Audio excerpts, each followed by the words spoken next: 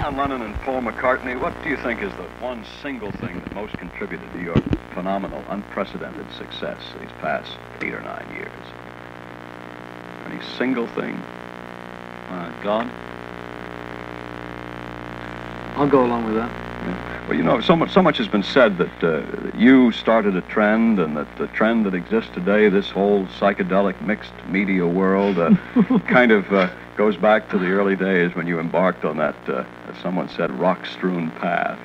Yeah. We're just part of it, whatever it is. We didn't set that one, you know. We're just rolling along with it. But We're part of it. You were so much ahead, though, so many have said. To a degree, you know. There's always somebody a bit ahead. What led you down that road in the first place? What brought you into that medium? What made you sit in that seat now, you know? What made just you natural do that? progress as things just change. You know, they just keep changing, you can't help it. And we just kept along with them as they kept changing. And here we are. Well, the millions of young people that now are grown up, I suppose it started out with you a few years ago. They've been affected, it's said, by what you've done deeply and permanently. Do you think this is true? Do you think that the initial impact... In some cases that will be true. Yeah, and it goes for us too. We've been affected by them. Permanently affected by Elvis Presley, permanently affected by whoever it is you're affected by. Scars to prove it.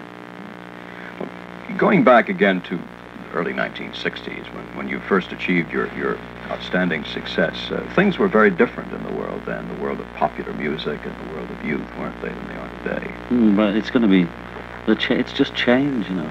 Everything changes. Everything was different then. So there's no sort of specifics about it. The whole thing's continually changing. So we can't really comment on why one particular man had a pair of white trousers on in 1933. There's nothing to say about it, but it happened. Wrap up, ad-lib, close to script. Yes, we go back to copy now. But the changes that did occur in those years, how would you describe the kind of change? Was it the waking of a sleeping giant? We talk about young people, and we talk about the fact that so much has awakened on the scene of life for young people. Well, you know, I mean, none of us know what it is. I don't think anyone knows what it is, you know. I mean, it's just like, it's life, you know. You appear to grow up from there to there. And we started off, you know, in leather jackets, chinging away on the guitars. And it went through all, you know, a lot of phases till it got here. You know, and that's all we can say about it. I don't know what happened. Yeah. And you can't say exactly what... How can you say? ...went on, you know. Do you think that 7, 8, 9, 10 years ago that young people were less awake to the realities of life? I think they're becoming more aware each generation, you know. I don't know whether it'll end at some point and go back to the start. But it seems to be going that way, more aware, yeah. More new experiences all the time? Well, of course. More aware, but no one's quite sure what it is that they're aware of. But they're aware of it, yes. Whatever it is. You know, it's one of those things abstract, you can't talk about, because it gets into one of those things you can't put your finger on, you know. There you can. So let's wrap up, ad-lib, close. Well, a lot of older people seem to feel that the young people today, as I suppose older people always felt, are kind of always rebelling against the older generation, but that this rebellion has gone so much further than other rebellions. Yes. Yeah. What will the next one be like? Yeah. They rebel against you. Yeah, depending what we turn into. Yes. What are you going to turn into? Well, if we stay like we are now, it mightn't be bad, but we should progress and be able to still communicate with kids if this change is as important as it might be. But if it isn't, it's just the same again. What's yours? That's a good question. But as you leave the 20s, and how soon will that be for both of you? I'm 27. How old are you? 25. So you still have a ways to go, but you talk about yourselves as grey old men, in a sense, compared to those years ago. It's only the way you're hearing it. You know? Well, you've made so much money, and you've achieved so much success so early. Does this worry you? It's not a worry. It's just saved us wasting our lives achieving it. Yeah, you know, our thing just happens to be very condensed and speeded. We chose a modern form of success. Very quick, because 1 second we were just there doing that with that much money. The next second what people normally take a lifetime to do was just all there suddenly, just handed, and we didn't have to do anything for it. Simple work, Not I a mean, bit. you know, we had to work and do work, songs and make records and that, but it didn't feel like anything to us. You know, and so that's incredible, that, because it makes you think. I imagine it makes a lot of people think who are striving. Also makes Well, you it's, rich. it's a way of doing it. There's lots of careers to choose, and you choose one. Everybody wants to get something or make something one way or another, and we chose a modern way of making it in the so-called relative making it, money and cars, because obviously we didn't want to spend our lives Yeah, it's like to get to nowhere. if you could take a pill to just get famous and rich, a lot of people would, you know. Well, And ours was a bit like that. was this what you really wanted to do at first? You wanted to get rich? Was this Oh your yeah, objective? you know, I mean, that's what. You just that's want to what make most it, people want. whatever you do. You all set out leaving school or whatever it is, and you want to make it. So you choose your field, and you make it or you don't. But now that you've reached But this make point, it, that isn't it, you see, because there's nothing to make. So we were in the position to find out that it's not worth spending your life trying to get cars and kid gloves. So it's all right. has the fun gone out of your musical career now that you've nothing made like so much that. money? Nothing like that. Just that the point of making it. You see, you're to be- asking questions which are quite serious, you know. Oh yes. It's like you're not asking us how, you know, when we get our haircut. Well, we'll come So to you that can't perhaps. expect all the sort of answers. But you want the You're different asking answers. serious questions. So we're giving you the answer, you know. as we see it. Yes. It isn't very clearly. Yes, of course. But of course it's unclear. But now that you have this tremendous influence, which you obviously have all over the world, do you have a particular feeling about what you want to do with this power? Just whatever it is, to try and channel it for good, if we can, you know. That's the only point of doing anything. So we've got this machine, and we'll try and make use of it for good, and not just to have a machine. You know, you've got your life, and you're faced with choices in it.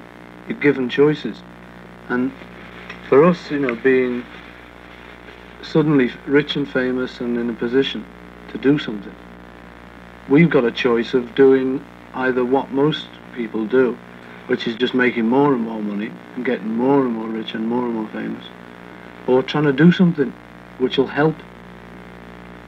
You know, and it sounds a bit sickly, it sounds a bit like charity, but it's obviously the one we've chosen, you know, or, you know, because it's just better. And it just might be, you know, in the long run, Might be good. it might be good. Let's stick with the young people and the areas that you think are most fruitful to try to help in. I mean, again, I asked before where you thought young people were going, and you said, well, maybe there'll be a reaction to what they have now. How does this relate to the real world as you see it, to issues of war and peace and family and country? All issues are relative, so it relates like that. It's all just relative to each other. War and vegetables, it's all just relative, you know. So there's relativity and absolute. So that's how it relates. Great, Johnny. It's kind of hard, though, for some people to interpret you. Well, I mean, if they can't interpret it, maybe they will later, or come to their own conclusions. But that's the way I think it is. But what do you think about the young people? Well, I think they're young, you know. I'm trying to find out. So They seem to be trying to sort of stop wars and that. which is maybe good. they're not, you know. I mean, it just looks as though everyone's trying to stop all that killing and all that fighting and all that. And it's a putting good people idea. down, you know. So that sounds good. Anyway, it may not be. You know, it may be just you know, silly to try, but it may be good. It may not work, but the word anarchy has been used to No, well, describe some of the youth. Well, I mean, there always will be that element, because when they see it as how they see it, to become an anarchist, it's, well, what can we do about all that? I mean, what can you do really but wear a badge or stand up and shout, you know? So the choice is about shouting or let it roll. We're anarchists. But they just are a group of people that will go on forever. There'll always be them. but they don't actually do anything. Everyone needs someone to say, this is how you do it. You know, now this is what we want you to do, you know. And the thing is, really, it'd be great if we knew how you do it. You know. I mean, we make guesses. They're not always right, you know. They're often wrong, in fact. But it'd be great if we knew what it is you do, because we're in a good position, you know, just to say to all the people who want to know how you do it. You know, because there's so many phony institutions saying, and this is how you do it, and this is how you do it. And this is, you know, nobody can believe them anymore. So it'd be nice for people for someone just to come along and say. Well, it'd have to be Jesus or Buddha or something. But you know, they don't seem to be around at the moment. The whole idea of whether you get involved or whether you stay out of it, whether you're turned on or whether you're turned off, how do you feel about it? Well, we believe you should turn on and stay in and change it. Drop in sometime. So when you get involved, do you mean getting involved in the establishment and institutions? Well, to change it, because unless you change it, it's going to be there forever. So the only thing to do is to try and change it, but not replace it with another set of Harris tweed suits. But just change it completely. But how you do that, we don't know. There's a lot of ways, but the one we've decided on at the moment is just to try and get into business, so that we can go to sort of them, you know, all those big bosses and all those big companies, and people always, and I talk to them as though we're you know, one of them. You know. But of course we're not. So we're not we'll really. See what happens, we're not really, but we've got people who are, you know, doing it for us, you know, and it's like it's a bit different from the hippie scene, because people think, oh well, you know, like they haven't washed and they've got long hair and oh that's naughty, you know, and people won't, you know, people don't communicate with them because they don't like the look of them or something. You know. We've got to package so we're peace trying to in a new box. You know, we're trying to get to like sort of the people who are in control. Money talks. And say, no, come on, you know, straighten it out. Bob You know, don't says. mess it up. Yes. That's if they can, you know. Yes. Don't know if they can. It doesn't look as though they can. Now, you went to India and spent time with Maharishi. He's had a great impact, you feel, on your whole outlook. Could you describe how he's changed things for you? Well, we sort of feel that Maharishi for us was a mistake, really. But meditation we don't think was a mistake. But I think we had a false impression of Maharishi, like people do of us, you know. But what we do happens in public, so it's a different scene slightly. Now, what was your original impression? Well, we thought he was something other than he was, probably. You know, we were sort I of... thought he was magic, you know. And... Because he's got that kind of thing, you know. And he sort of, the twinkle in the eye, and you just think he's we were looking else. for it, and probably superimposed it on him. But now, yeah, you know, it was just the right time anyway. There were we waiting for someone. Waiting for a guru. The great magic man to come. And he came, you know, and there he was. He was talking about it all. And he had great answers. Because he said you can sort yourself out, you know, all that, you know. But you can calm yourself down just by doing this very simple thing, you know. And it works, that bit of it. But the other bit really is does, it does do it, you know. He's giving out sort of recipes for something that he's still creating the same kind of situations which he's giving out recipes to cure. But it seems like the system's more important, you know. sort of a touch of establishment in the Maharishi. Well, I don't, something, you know, we can't figure He's okay, you know, he's okay, I mean, we but don't the think- system's more important. There's something taken over somewhere. The idea of it, you know. Something seems to have gone out. Because it always goes by the board, that bit. You know, people watch Maharishi, or watch us, you know, and just don't think about the system, don't think about what it's about, you know. It doesn't get over. He got you to stop taking drugs. No, he have been didn't. quoted as saying. We'd stopped never taking really. drugs a couple of months before we met him. Mhm. And that was just the sort of, the newspaper said, oh, boop, boop, put it together, we got a title. But it's just not true.